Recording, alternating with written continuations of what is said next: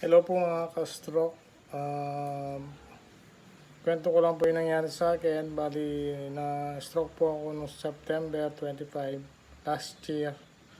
So, naputukan po ako ng ugat sa may likurang bahagi po ng ulo. Bali, yung na-stroke ko po yung kaliwang bahagi ng aking katawan. Yun po, bali, nagpa-therapy po ako. Pina-therapy po ako ng asawa ko. Sa awa naman po ng Diyos, ngayon nagagalaw ko na po yung buong katawan ko dito. No, naging normal na po. Naka-recover po ako doon sa pagkaka-stroke ko. Pati po yung paa ko na nagagalaw ko na po ng maayos ngayon.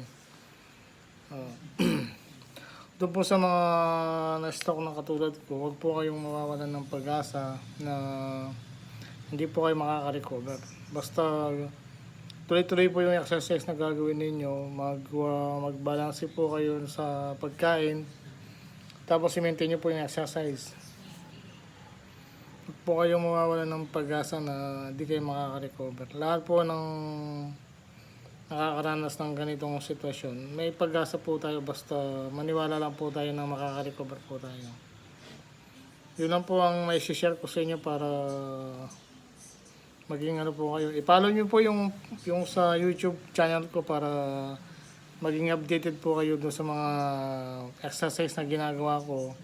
Mga improvised exercise para may matutunan din po kayo kahit paano. Maraming salamat po.